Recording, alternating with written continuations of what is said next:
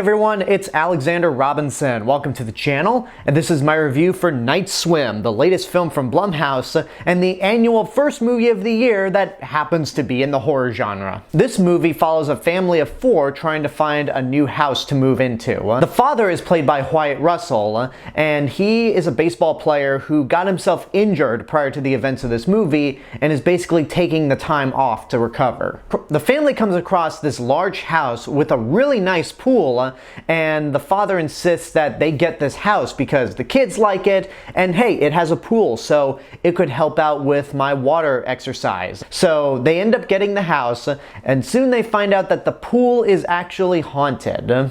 And turns out there have been a lot of strange incidents that have happened to the previous owners of this house. When the trailer for this movie came out, I didn't buy into it at all. I mean, the idea of a haunted swimming pool that abducts people, that just sounds so stupid. But you know what? I have been surprised by Blumhouse in the past, and considering that this is also a collaboration with James Wan, it could have a shot. I mean, last year with Megan, that was the first movie to come out in 2023, and that ended up being a really good movie. So I figured, okay, maybe the first movie of the new year being terrible curse has been lifted. Nope. No, it hasn't been lifted. First of all, I never thought the idea of this movie was that scary. And I understand that there are people out there afraid of swimming pools and that have aquaphobia. And if you're that type of person, then maybe this movie can work for you. But for me, I'm more afraid of the ocean because when you're out in the ocean, you can't see the bottom of it. You can at least see the bottom of a swimming pool. Besides, there are far scarier things about swimming pools than being abducted by one. I mean, there's people peeing in pools, there's diseases, all that kind of stuff. And I'm aware that I'm saying this after having gone to Volcano Bay just a couple months ago. Clearly, this is not a fear that I have, but you know what? That's not always an important issue for me.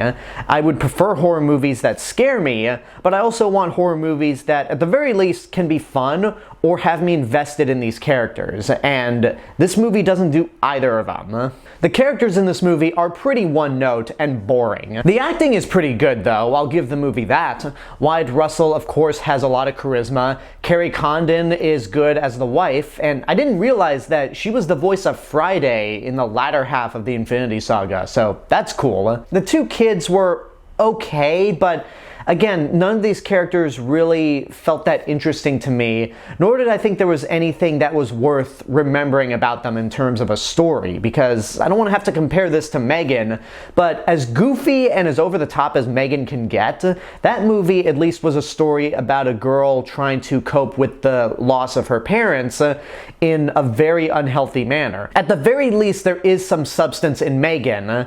There's not so much in this movie, because we have several plot lines about the son trying to make new friends but is constantly being overshadowed by his father. That goes nowhere. There's a subplot involving the daughter who's in a romantic relationship with another boy from school. That goes nowhere. There are just so many plot threads that are introduced in this movie that fizzle out. Once we get the big answer of what is up with this swimming pool, first of all, I found it to be incredibly stupid. I mean, the movie was already dumb before, but that explanation just pushed it over the edge to being even dumber. But the actual ending of the movie felt very anticlimactic, and I didn't feel like anything got resolved at the end of the day. Like, why did it have to end like this?